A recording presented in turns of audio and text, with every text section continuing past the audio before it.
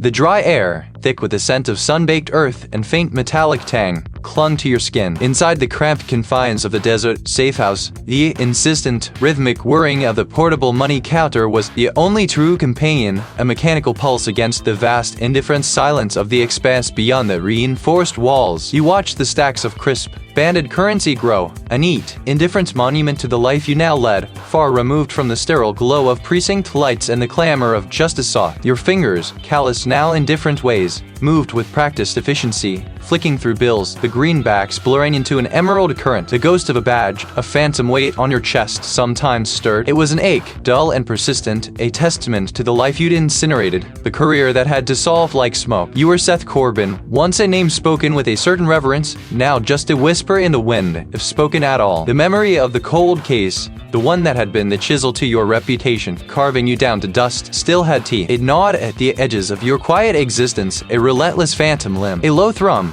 separate from the money counter's drone, vibrated through the floorboards. Your gaze, sharp despite the weariness etched around your eyes, flickered to the battered satellite phone resting beside a half-empty glass of amber liquid. It was an old contact, a ghost from the old life, one who still held a sliver of faith, or perhaps simply a morbid curiosity in your continued existence. You picked it up, the plastic cool beneath your fingertips, the hum ceasing as you pressed it to your ear. It's back, Seth, a voice, gravelly and tired, rasped through the static. The signature. It's too close. The words were a sudden, sharp shard of ice in the arid heat of the safehouse. Your breath caught, held hostage in your lungs. A warehouse abandoned, the victim a young woman, the placement of the body, the specific item left behind a single white orchid, perfectly preserved, laid across her chest. The air in the safehouse thickened, growing heavy with the weight of memory. A white orchid. The detail struck you with the force of a physical blow. The victim then, a young student named Amelia Thorne, discovered in a similarly desolate spot, a forgotten factory on the city's outskirts. Not just any orchid,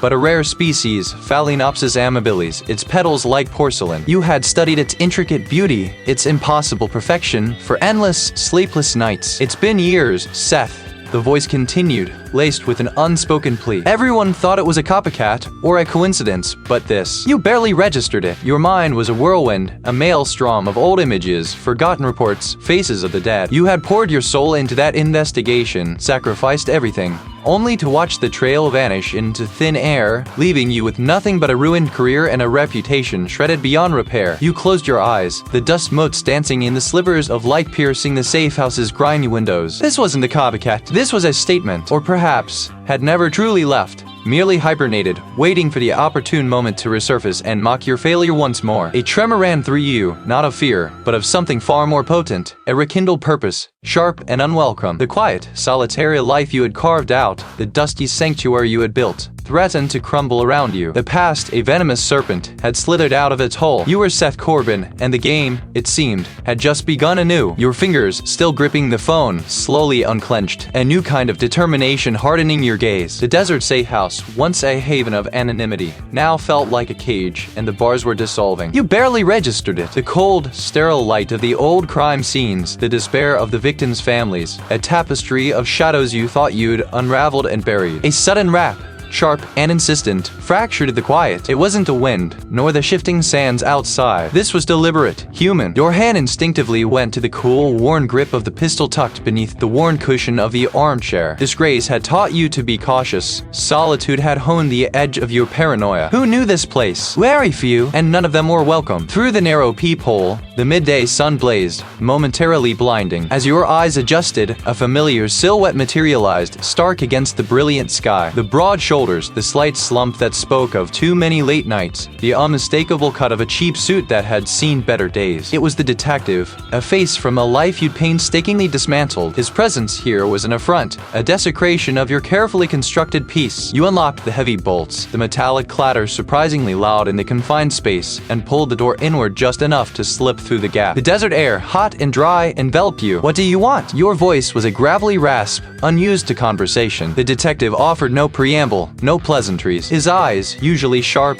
held a haunted exhaustion you recognized all too well. It's happened again, Seth. Almost exactly. The words struck you like a physical blow. You pushed the door open wider, stepping fully into the harsh glare. Happened again. He was found near the old quarry, just like the others. The same signature, the same meticulous placement, the same absence. It was the detail that had tormented you, the one overlooked by everyone else, the one that had screamed at you from every crime scene report, from every photograph. The removal of a single, seemingly insignificant personal item. A cheap locket, a single earring, a worn leather bookmark. You stepped back, gesturing him in. The last thing you wanted was for this conversation to happen under the unforgiving gaze of the open sky. He entered the safe house, his presence instantly shrinking the already modest space. A young librarian, late 20s. No signs of struggle. No forced entry at her residence. It's clean. Seth, too clean. Just like before. He pulled a folded piece of paper from his inner jacket pocket, its edges creased and worn. He didn't offer it to you immediately, instead holding it between them, a silent challenge. The coroner's preliminary report is familiar. The cause of death, the ligature marks, and the missing item. He finally pushed the paper into your hand. Your fingers trembled slightly as you unfolded the document. The sterile language of forensic pathology seemed to leap from the page. Each word a shard of memory. Ligature marks consistent with a specific type of cord. No defensive wounds. And then, at the bottom, highlighted in shaky red ink, subjects left earlobe pierced, but earring absent. No sign of earring at scene or within residence. The hum of the money counter seemed to intensify, morphing into a buzzing in your ears. The cases you'd failed to solve. The cases that had turned you into Seth Corbin. The disgraced, the forgotten. The quarry, you murmured, your gaze fixed on the report, not the old riverbed. A slight variation, but the core was identical. The killer had shifted their hunting ground, but not their methodology. Close enough, the detective conceded, his voice heavy. It's the same pattern, Seth. The precision. That is of it. Nobody else sees it like you did. They're calling it a copycat, but I know better. You know better. A wave of nausea washed over you. This wasn't just a new case, it was a ghost resurrected. The phantom killer, the one who had danced just out of your reach, had returned. You looked up from the report, meeting the detective's weary eyes. The tension in the room was a palpable thing, a suffocating blanket. He wasn't just asking for help. He was offering you a mirror, reflecting the failure you had tried so hard to bury. And in that reflection, you saw not just your past, but a horrifying glimpse of your inescapable future. The police scanner crackled, spitting static and clipped words that carved new lines into the landscape of your memory. The details, stark and brutal, echoed the past with chilling precision. The position of the body, the deliberate artistry of the scene. It was a signature you knew, a calligraphy of cruelty etched into your soul. The porcelain doll, placed carefully beside the victim, its painted smile mocking the grim reality, confirmed your deepest fear. You turned from the flickering screen, the glow of the monitor reflecting the grim set of your jaw. The world outside offered no comfort, only the vast, indifferent expanse of the desert night. Your destination was not a place of official inquiry, but a sanctuary of solitude, a fortress built of necessity and paranoia. The counter, a constant, low thrum, was a counterpoint to the frantic rhythm of your thoughts. You moved with a purpose born of desperation, pulling down dusty boxes from a high shelf. These were not mere files. They were fragments of a shattered career, remnants of a life derailed. The old case reports, yellowed with time, spilled onto the scarred oak table. Photographs, once vibrant with the horror of the scene, now faded to sepia tones, still held their power to sicken. You spread them out, a morbid tapestry of the past. The victims, all young, all with a subtle, shared fragility in their eyes that only you seemed to have noticed. The official reports, thick with jargon and bureaucratic detachment, failed to capture the insidious pattern you had always felt humming beneath the surface. Your fingers traced the sharp angles of the new crime scene photos, forwarded discreetly by a reluctant former colleague. The victim, a young woman named Alara Vance, her face serene in death, a stark contrast to the violence that had claimed her. Beside her, the doll. Always the doll. But this time, something felt different. The placement, the angle of its head, the subtle tilt of its painted eyes. It was almost an evolution. You began to cross-reference. Old newspaper clippings rustled as you compared dates, locations, the minutiae of the forensic reports. The previous victims, a street artist, a quiet student, a struggling musician. No obvious connections, no shared social circles, no common threads visible to the official eye. Yet, you had always known there was a link, an invisible thread spun by the killer's meticulous hand. A detail overlooked in the original investigation now snagged your attention. In the initial reports of the first victim, there was a brief mention of a small, intricately carved wooden bird, found clutched in her hand. It had been dismissed as a trinket, perhaps a last-ditch effort to scratch her attacker, or a random item from her purse. But in the second case, a similar, though slightly different, bird figurine was found near the body, almost hidden in the folds of her clothing. And now, with Laura Vance, tucked beneath the porcelain doll's skirt, was a miniature, polished stone bird, its wings spread as if in flight. Not a weapon, not a message to the authorities, but a personal token, a signature within the signature. The official investigation had focused on the obvious, the sensational, missing the quiet, persistent thread woven into the fabric of each crime. The birds, a progression from wood to stone to what next, each one unique, yet undeniably linked. You pulled up the archived statements from the previous investigations. The detective, a man named Harding, had been thorough, if unimaginative. He'd followed every conventional lead, every dead end, but he hadn't seen the silent conversation the killer was having with his victims, or perhaps with himself. Your eyes narrowed, scanning the old interview transcripts. A vagrant, questioned in the vicinity of the first crime, had mentioned seeing a collector of antique toys in the area, a man with hands like a sculptor. The detail had been discounted. The witness deemed unreliable. A collector, someone with an appreciation for delicate, crafted things. This wasn't just about justice, it was about redemption. The phantom hadn't just returned, it had evolved, grown bolder, leaving a trail of quiet, personalized tokens that only you, with your tarnished past and haunted memory, seemed capable of seeing. The game had changed, and you were its reluctant, desperate player. You pushed the new photos closer, a terrible certainty blooming in your chest. This time, you wouldn't miss a single feather. The desert safehouse breathes a dry, stale air, thin and tasting of dust and the metallic tang of old ambition. The words from the airwaves still claw at you. Position of the body, deliberate artistry, a signature you knew, a calligraphy drawn in blood and shadow, resurrected from the tomb of your career. You traced the lines of the desert dust settled on a scarred wooden table, each grain a silent witness to your unraveling. The new victim, a fresh canvas for an old horror. Your failure, a phantom limb that aches with renewed intensity. Seth Corbin, once a name spoken with grudging respect,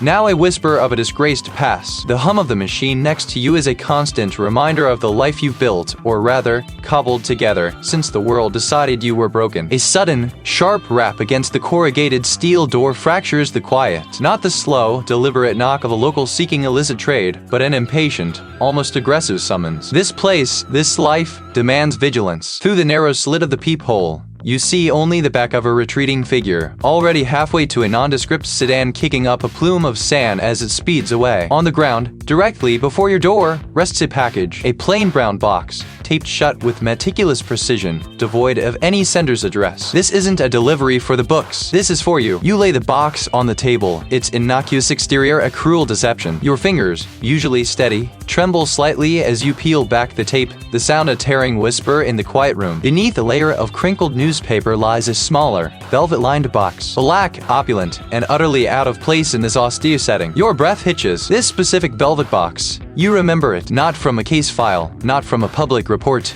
but from a private conversation, a detail only the original investigative team and the victim's family knew. It was a replica of a jewelry box, described by the first victim's grieving parent, where her daughter kept a cherished locket, a locket that was never found, presumed taken by the killer. With a profound sense of foreboding, you lift the lid. There, nestled on a bed of faded crimson velvet, rests a silver locket. It's tarnished now, the delicate filigree dulled by time, but unmistakable. Your thumb brushes over its surface, and a shiver traces its way down your spine. This isn't just a locket, it's the locket, the one with the tiny, almost invisible engraving on its reverse, a stylized dandelion, a private joke between Alina and her sister, a detail never released to the press. How could this be? The locket was never recovered. For years, you had replayed the scene in your mind, searching for where it might have been, a missing piece of a brutal puzzle. And now, here it is, delivered to your door, a mocking trophy. Beneath the locket, a folded piece of parchment, old, brittle, like it's been handled many times. You unfold it with care, your eyes scanning the elegant, almost artistic script. It's a single line,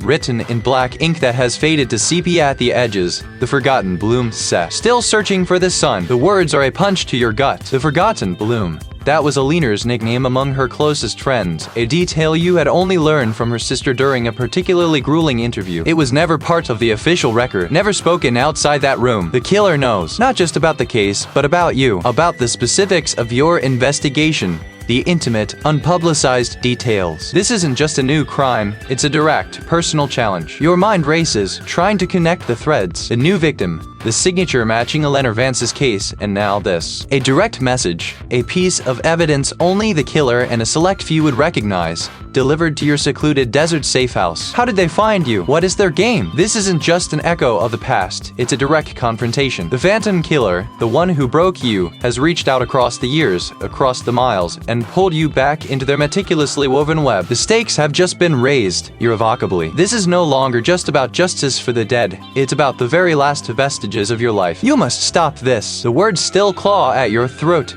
The forgotten bloom. Eleanor Vance, a lifetime ago, a career ago. Now, Amelia Thorne. The killer knows not just the official details, but the whispered secrets, the tender epithets known only to a precious few. A cold dread, sharper than any blade, traces the lines of your memory, confirming what you had only dared to suspect. He never left. He was merely quiet, a predator biding his time, sharpening his teeth on the edges of your failure. You push away from the rough-hewn table, the cheap plastic laminate cool beneath your palms. The low thrum of the machine, counting out stacks of crisp, sequential bills, is a monotonous heartbeat in the sterile quiet. The ancient flip phone, a relic of a forgotten era, buzzes on the table. Its screen glows with a single, unlisted number. You answer, the plastic warm against your ear. They got him, Seth. The voice, rough and tired, offers without preamble. It belongs to an old colleague, a man who still carries a sliver of loyalty to the disgraced detective you once were. The estranged business partner, name's Marcus Thorne. Apparently, he stood to gain a substantial inheritance, and he's got a history of aggressive negotiations. Your brow furrows. Marcus Thorne. You remember the initial interviews, the man's bluster, his thinly veiled animosity towards Amelia. It was certainly plausible. The police, you imagine, are already building their airtight case, eager to close the book on a high-profile murder. They crave the neat narrative, the easily digestible motive. What's the evidence? You ask, your voice a low rasp. Financial records, a heated argument witnessed by the building's concierge the day before, and they found a single, white desert bloom pressed into the pages of Amelia's personal journal, identical to the one at the scene. There's a pause, a knowing quiet on the line. They're calling it a copycat element, a deliberate misdirection to frame him, given the original case. A tremor runs through you, not a fear. A copycat? No, not when the first bloom, decades ago, was dismissed entirely by the official investigation, logged as an incidental detail, a stray piece of flora. Only you, driven by annoying intuition, had recognized it as something more, a deliberate signature. The killer knew you would remember. He knew you would see it. Marcus Thorne, the estranged business partner. He fits the profile of a man capable of violence, of greed. He has a motive, a connection. The police will close this, and the real killer will vanish again, leaving you to chase ghosts. You turn to the battered metal box on the floor, its hinges groaning as you lift the lid. Inside, tucked amongst old evidence bags and faded photographs, are your own meticulous notes from the Eleanor Vance case. Your fingers trace the brittle edges of crime scene photos, the apartment, the undisturbed tableau, the almost artistic arrangement of the victim. And there, in the corner of a grainy enlargement, almost imperceptible, was the small, white desert bloom, nestled in Eleanor's hair, a macabre adornment. You had argued its significance, its deliberate placement, but the lead detective, eager for a quick resolution, had dismissed it as a coincidence, perhaps a memento from a walk. Now, you pull up the digital files from Amelia Thorne's scene. The crime scene photos, crisp and high resolution, scroll across the tablet's screen. And there, on the bedside table, a white desert bloom pressed and placed with deliberate care. You remember Marcus Thorne's file, the details of his past, a history of brawls, of loud, messy confrontations. His methods, when violence had erupted, were always crude, impulsive, driven by rage. He was not a man of subtle gestures, of poetic flourishes. He was a blunt instrument, not a delicate scalpel. The bloom, the specific, almost reverent placement, felt entirely alien to his known character. It spoke of a different mind, a more deliberate, calculating hand. The police are wrong. They have their man, their convenient narrative, and they will pursue it with all the force of the law. He watches, he waits, and he knows secrets that only you and he could ever truly understand. You are alone in this desert, with a ghost and a ticking clock. Its mechanical thrum vibrates through the floorboards, a ceaseless rhythm against the quiet storm brewing in your mind. Stacks of old case files, brittle with age and neglect, compete for space with the fresh, glossy photographs from the recent atrocity. The air, thick with the scent of sun-baked earth and stale paper, presses in, a heavy blanket under the single bare bulb that casts a stark, unforgiving light on the scattered evidence. You lean closer to the table, your knuckles white against the worn wood, your gaze tracing the familiar lines of a crime scene photograph from decades past. The official report, a flimsy relic of dismissive bureaucracy, had noted it as an incidental detail, a stray piece of flora. But your intuition, a stubborn, unyielding beast, had snarled at that easy dismissal. Now, with the echo of a new death resonating in your ears, that intuition feels less like a beast and more like a prophet. Your fingers brush against a fresh print, the recent crime, laid out beside the faded image. The same scene, eerily mirrored. The victim, the position, the meticulous arrangement. And there it is, stark against the muted tones of both photographs. A splash of vibrant, defiant color. The crimson desert bloom. You remember the first time you saw it. A fragile, almost alien beauty pushing through the cracked earth near the body. Its petals a deep, unsettling crimson, like dried blood. The official investigation, spearheaded by the lead detective, had barely registered its presence, logging it as a native species, nothing more. A colleague, younger and eager, had even joked about the desert's morbid artistry. But you, Seth, had felt a cold prickle along your spine. It had felt placed, not grown. Now you compare the images, old and new. The angles are slightly different, the lighting varied, yet the bloom's placement is precise. In the original case, it rested near the victim's open hand, almost as if offered. In the new one, it lies nestled against the chest, just above the heart, a cruel, vibrant brooch. It isn't random. It isn't incidental. The hum of the money counter seems to intensify, a drone burrowing into your skull, amplifying the frantic beat of your own pulse. Different victim, different year, but the same meticulous brutality. And there, again, the audacious flash of crimson, this time tucked into the victim's hair like a macabre ornament. It's not just the presence of the bloom, it's the pattern of its placement. Each time, a subtle variation, yet always present, always crimson, always strikingly beautiful against the horror. It's a message, a twisted, silent declaration. You stand, pacing the cramped space, your gaze sweeping across the chaos of paper and photographs. The years blur, the faces of the victims merge into a single, haunting tableau. The dismissal of the original lead detective echoes in your memory, a scornful laugh about overthinking nature. But you hadn't been overthinking, you'd been seeing. And now, the vision is terrifyingly clear. This isn't a copycat. This is the same hand, the same methodical, perverse artistry, the same phantom, returned to taunt you, to complete a design only they understand. The crimson desert bloom isn't merely a botanical detail. It's a living cipher, a symbol chosen with deliberate intent. You snatch up a botanical guide, a dusty tome you'd salvaged from an old library, its pages brittle beneath your fingertips. You find it, sanguis solis, the sun's blood. Its lore speaks of resilience, of life from barrenness, of a vibrant, fleeting existence that thrives only after extreme hardship or even destruction. It blooms with an almost defiant beauty in the harshest conditions, often after a cleansing fire or a period of intense drought. Sanguis solis, sun's blood, resilience, destruction, cleansing. Each one, in their own way, had represented something that could be seen as barrenness or destruction in the eyes of a twisted observer. Or perhaps, the killer sees themselves as the force of destruction, allowing this bloom of cleansing to rise from the ashes. The killer isn't just ending lives, they are orchestrating a perverse cycle, a ritual of destruction and rebirth, marked by the defiant beauty of the crimson desert bloom. And each bloom, meticulously placed, is a taunt, a signature scrawled in blood and petals. The hum of the money counter, once an irritant, now feels like a countdown. You stare at the photographs, the faces of the dead,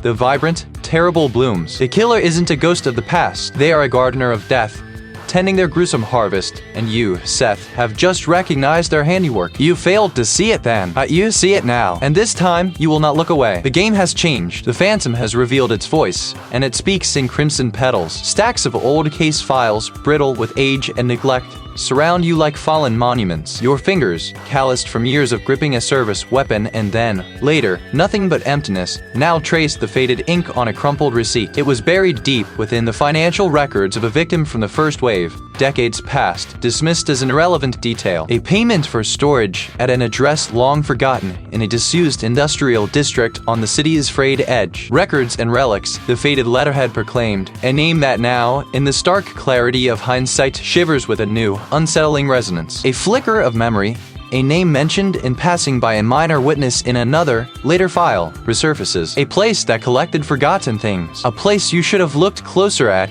Years ago, the hum of the counter fades behind you as you leave the safe house. The desert wind a whispered promise of what lies ahead. The road unravels beneath your wheels, a gray ribbon stretching from the ochre vastness into the city's concrete sprawl. The urban landscape transforms, familiar facades giving way to skeletal structures, brickwork crumbling like stale bread. This is the city's forgotten heart, where industry once thrived and now only echoes linger. The building stands sentinel amidst the decay, a hulking silhouette against the bruised sky. You circle the perimeter, a predator assessing its prey, your breath shallow, your senses sharpened by years of living on the knife edge. A side door, less fortified, yields to a practiced touch and a quiet click. Dust motes dance in the weak, diffused light filtering through grimy skylights, miniature galaxies swirling in the stale air. You move like a phantom, your footsteps muffled by a thick layer of dust, your eyes scanning the endless rows. The address on the receipt was precise, leading you to a specific aisle, then a specific shelf. Your fingers brush against a false panel, cleverly disguised, a seam almost invisible to the casual glance. With a practiced maneuver, it slides open, revealing not just the expected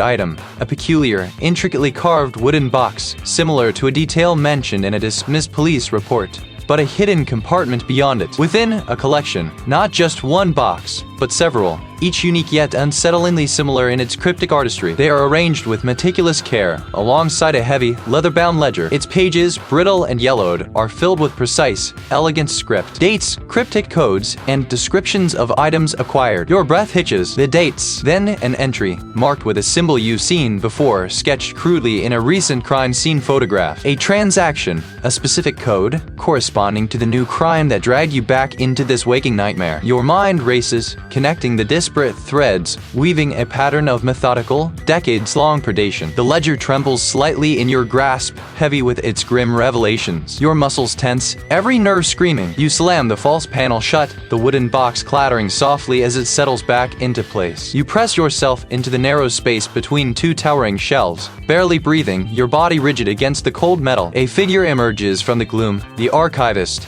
a gaunt silhouette moving with a slow, deliberate cadence. The scent of stale tobacco and something vaguely antiseptic precedes them. They move down the central aisle, their gaze sweeping over the shelves, not lingering, but methodical. They pause, then turn, heading directly for your aisle, their footsteps growing louder, closer, each one a hammer blow against your ribs. The archivist steps directly in front of your hiding place. The lantern casts a pool of light on the floor, illuminating the dust. Their hand reaches out, not for a book, but to adjust a slightly askew label on the shelf just inches from your face. Time stretches, elastic and agonizing. Then, with a soft sigh that seems to carry the weight of all the forgotten things in the building, the archivist moves on, their footsteps receding into the cavernous space. You wait, rigid, until the last flicker of their lantern disappears around a distant corner, swallowed by the gloom. Your muscles ache as you slowly, cautiously, extricate yourself. The city lights glimmer, distant and indifferent, as you carry the weight of this new, terrifying knowledge. You trace the faint lines on the aged blueprints spread across the scarred wooden table,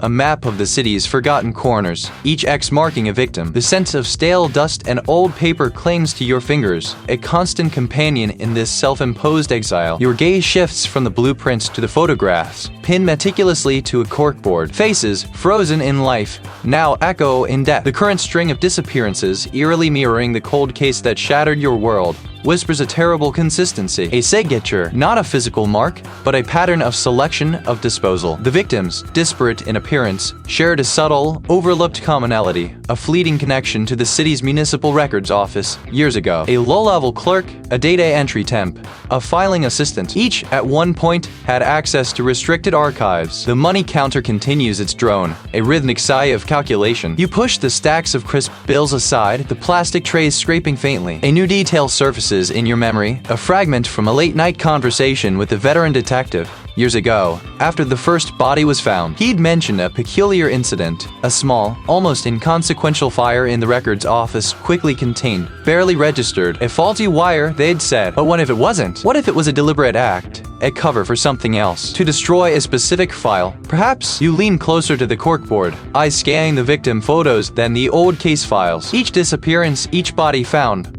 or not found, had a timeline. And each timeline, you now realize, with a sickening lurch, intersected with that minor incident at the records office. Not just access, but specific access. Around the time of the fire, suddenly, the hum of the money counter changes, a subtle shift in pitch, a slight hesitation in its rhythm. You freeze, muscles tensing. It's not just a machine, it's a presence. Your hand instinctively drops to the worn grip of the pistol tucked into your waistband. The sound settles back into its steady drone, but the brief anomaly has shattered the quiet illusion of solitude. Someone knows you're here, or, more unsettling, someone is here. Your breath catches. You weren't alone in this room. You move silently, a predator in your own den, each step deliberate, weight balanced. You reach the shelves, your fingers brushing against the cool metal. A small, almost invisible device is affixed to the underside of a shelf. A listening bug expertly placed. It's not new. It's been here for a while. Perhaps since you first established this sanctuary. The shifting hum of the money counter earlier wasn't a malfunction.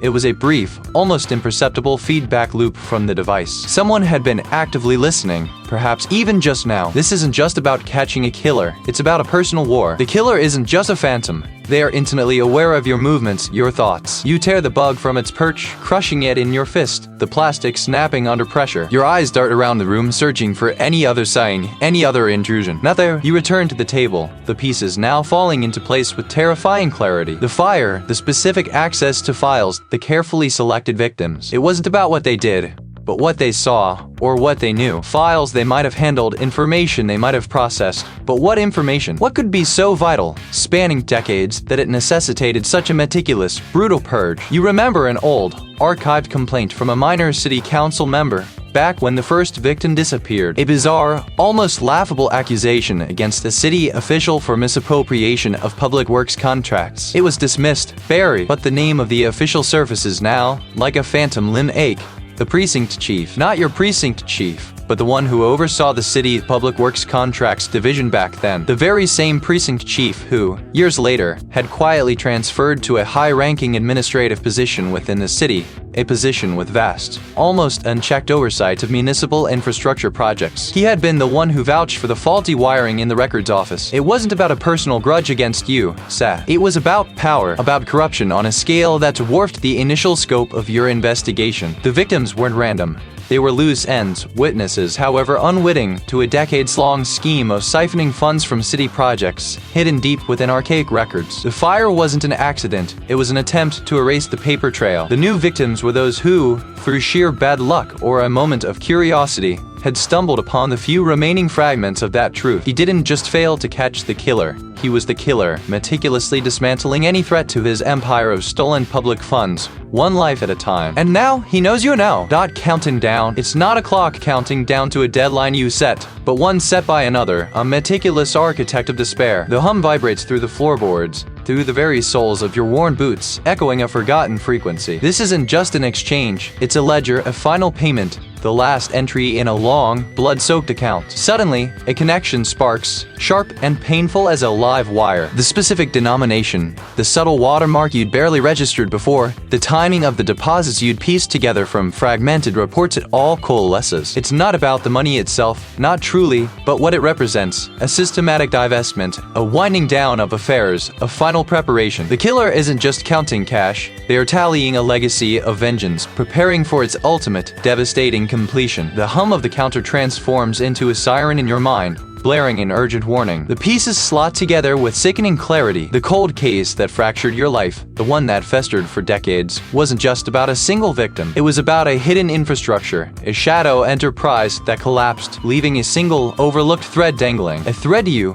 in your youth and ambition, had dismissed as inconsequential. And that thread, you realize with a jolt that steals your breath, was the very fabric of someone's existence. You slam the counter's lid shut, silencing its mechanical pulse. The sudden quiet is deafening, filled only with the frantic thrum of your own pulse. Only the present, only the desperate, urgent need to act. Your hands, calloused and quick, snatch your worn service pistol from its holster on the desk. The air bites, but you barely register it. The drive is a blur of red dust and fading starlight. You push the vehicle to its limits, the suspension groaning over the uneven terrain, a metaphor for your own strained resolve. Your destination materializes on the horizon, a skeletal silhouette against the bruised purple of the nascent day. The abandoned textile factory. Not just any factory, but the old Thorne Mills, a place that once dominated the regional economy. now a decaying monument to a forgotten prosperity. You abandon the car in a cloud of dust, the tires crunching over shattered glass and broken pavement. The factory looms, its windows like vacant eyes, a mausoleum of industry. A faint flicker of light, like a dying ember, emanates from a high window in the tallest section, the old dye works. It's an impossible, anachronistic glow in a place long dead. The main gate hangs ajar, a silent invitation to a trap. The vast main floor is a labyrinth of defunct machinery, shrouded in dust sheets like forgotten ghosts. Every creak of metal, every drip of water from the corroded pipes, echoes with sinister intent. You ascend a winding, wrought iron staircase, the steps groaning under your weight, each riser a deliberate, agonizing ascent. The air grows heavier, thick with the scent of aged chemicals and something else, something acrid and faintly sweet. You reach the upper level, a catwalk overlooking a cavernous hall, and freeze. Below, amidst the dormant vats and tangled pipes of the dye works, a figure moves. The light gleams off a series of meticulously arranged glass containers, each filled with a viscous, colorful liquid. A rudimentary timer, digital and stark, counts down from a dangerously low number. And then,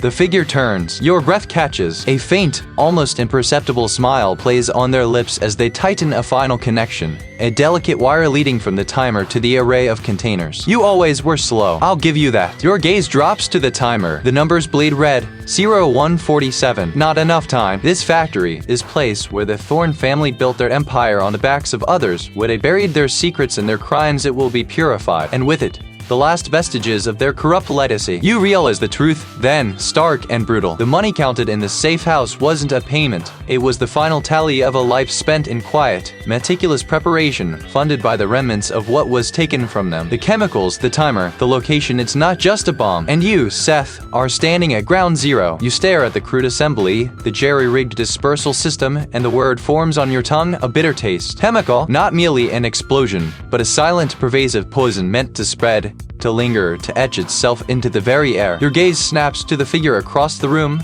the one who orchestrated this macabre treasury, the meticulous planner. You finally see it, don't you, Seth? The meticulous planner says, their voice devoid of triumph, only a deep, abiding weariness that seems older than the parched earth outside. The symmetry, the cost, everything accounted for. They gesture vaguely at the device, at the neatly stacked bundles of cash, at the barren walls of the desert safe house. Every penny earned from the wreckage you left behind. Every minute spent planning the retribution you ignored. A cold certainty settles in your gut, not just of the immediate danger, but of the long, twisting road that led here. The meticulous planner, once a peripheral figure in the original tragedy, a quiet observer whose grief you had dismissed as secondary, now stands revealed as the architect of decades of sorrow. The truth, like a shard of glass, pierces through the fog of your past failures. The overlooked witness, the one whose quiet sorrow festered into a precise, chilling rage. It was always about her, wasn't it? You manage, your own voice a rasp, cutting through the hum. The daughter, the one they forgot. A flicker, almost imperceptible, crosses the meticulous planner's face, a raw, exposed nerve. Forgotten by everyone but me. Forgotten by you, Seth, when you packed away your badge and walked away from the ashes. Their hand moves, a deliberate, slow arc toward the timer on the chemical dispersal unit. The digits glow a malevolent red. They took everything. Her future. Our peace. And you let them. So I built a new future,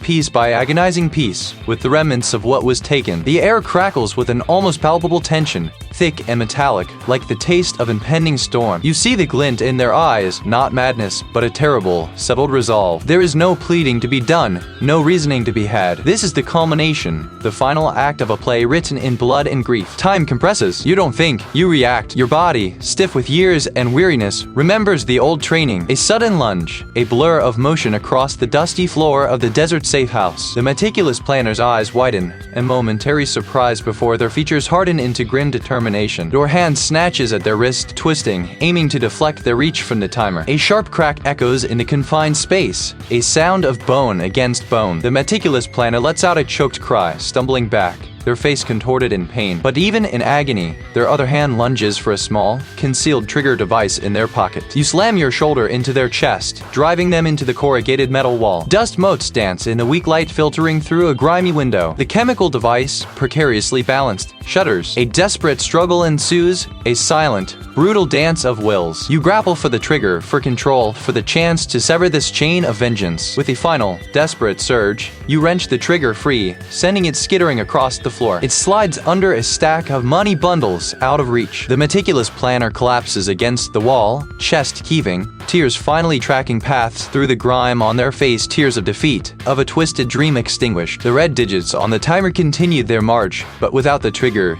The immediate threat is neutralized. You stand over the device, breathing heavily, the acrid scent of chemicals now distinct, clinging to the air. The hum of the money counter is the only sound, a mocking testament to the meticulousness of the plan you just dismantled. The arrival of the authorities is a whirlwind of flashing lights and urgent voices. A detective, a familiar face from your past, leads the charge. Their eyes meet yours, a complex mixture of surprise, relief, and a grudging respect. You point silently to the meticulous planner, now handcuffed and being led away, their shoulders slumped in utter defeat. As the desert safe house is secured, and the meticulous planner's meticulously planned revenge is finally undone, you step outside into the harsh, clear light of the setting sun. The air is cool, carrying the scent of dust and distant sage. The vast expanse of the desert stretches before you, indifferent to the human drama it just witnessed. You feel a profound exhaustion, bone deep and soul weary. The weight of the past, which had crushed you for so long, has finally shifted, but in its place is a new, equally heavy burden. Justice, in its rawest form, has been served. The phantom killer, who never truly left, has been unmasked. But the cost, the lingering echoes of lives destroyed, remains. You close your eyes, letting the desert wind scour your face, a silent promise to yourself that some wounds, even when healed, leave scars that demand constant remembrance. The work is done, but the quiet processing, the true aftermath, has only just begun. You stand, not entirely steady, in the heart of the desert safe house with portable money counter humming. The low, rhythmic whirring is the only sound that dares to break the vast silence that has fallen,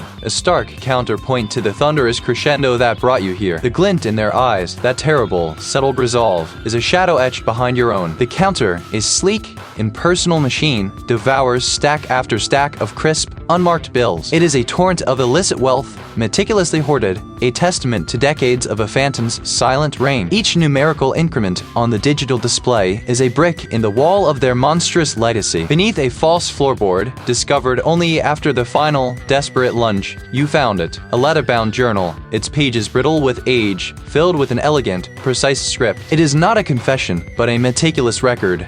A manifesto of a mind utterly convinced of its own twisted righteousness. The entries detail not just the victims, but the philosophy behind each act, the carefully chosen symbolism, the decades-long game of cat and mouse played with the world. You trace a finger over a faded date, a name, then another. The killers saw themselves not as a predator, but as an architect, shaping a narrative only they could understand, one victim at a time. They never left. They merely adapted, disappeared into the fabric of the mundane, waiting for the perfect moment to resurface. The journal speaks of an accomplice, not a partner in crime, but a ghost, a carefully cultivated identity used to facilitate the movements, the financial transactions, the untraceable purchases. A web spun so fine, so invisible, that it defied detection for generations. This phantom helper, you realize with a jolt, was another face of the architect, a meticulously crafted persona to divert suspicion, to create a sense of impossibility. There was no they in the conventional sense, only one singular, terrifyingly brilliant mind operating behind a veil of constructed identities. The money humming through the counter now is the tangible proof of that elaborate, solitary charade. Later, under the vast, indifferent expanse of the desert sky, your comms device crackles. The voice of a former colleague, strained but respectful,